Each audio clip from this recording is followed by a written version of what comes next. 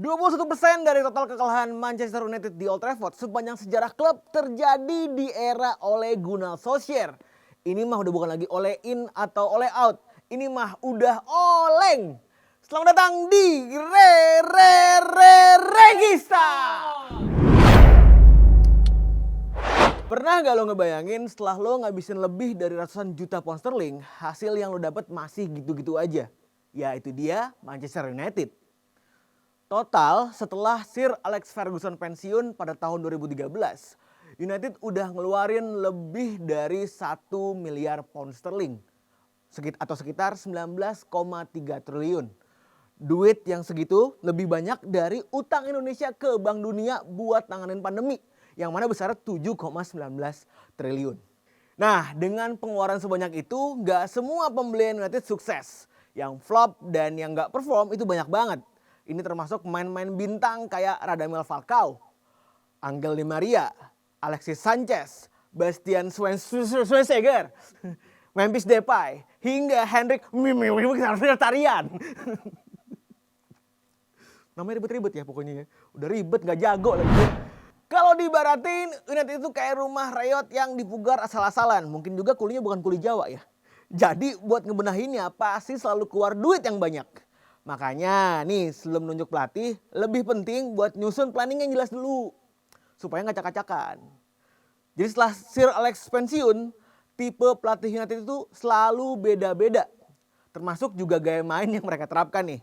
Mulai dari David Moyes, Louis van Gaal, ya kan, Jose Mourinho sampai ke Ole Gunnar Solskjaer.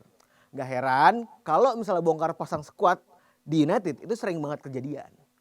Ya lu bayangin aja, dari Van Gaal yang biasa nerapin possession football, tiba-tiba nih ya, pindah ke Mourinho yang mainnya pragmatis, parkir bis dan lain-lain. Dan seringkali cuma ngasih quick fix aja ke tim yang dibesut sama Mourinho. Ini udah jelas-jelas sebuah planning besar yang gak masuk akal. Kedatangan Solskjaer sebenarnya awal-awal sempat ngasih harapan ya. Apalagi pas lagi bisa comeback tuh lawan PSG. Percaya proses kalau kata pendukung United ya. Kedengarannya lucu banget.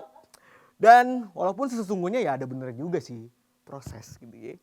Si paling proses banget dah. Karena udah kayak rumah reot tadi, ya Solskjaer tentunya butuh waktu buat ngebenahinnya. Dan salah satu yang dibenahin Solskjaer adalah gimana cara main dengan mindset yang ofensif dan kebugaran pemain yang kemarin-kemarin sempat anjlok. Solskjaer emang gak miskin taktik. Tapi buat ngesejajarin ya taktik dia sama manajer top. Itu ya susah gua nolonginnya gimana anjing.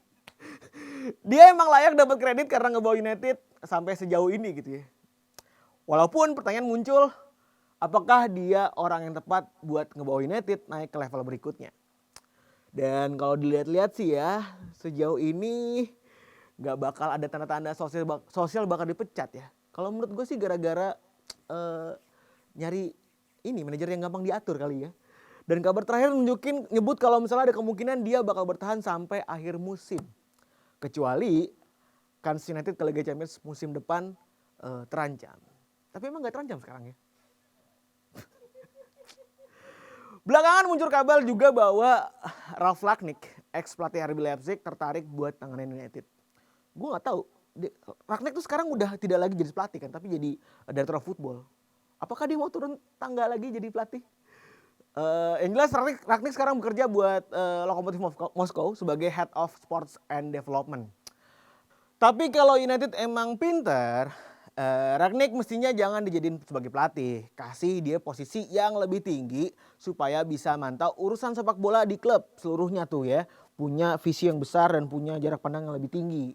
Ya mirip-mirip lah kalau cocologinya kayak Siki Birgistain atau Ferran Soriano di Manchester City.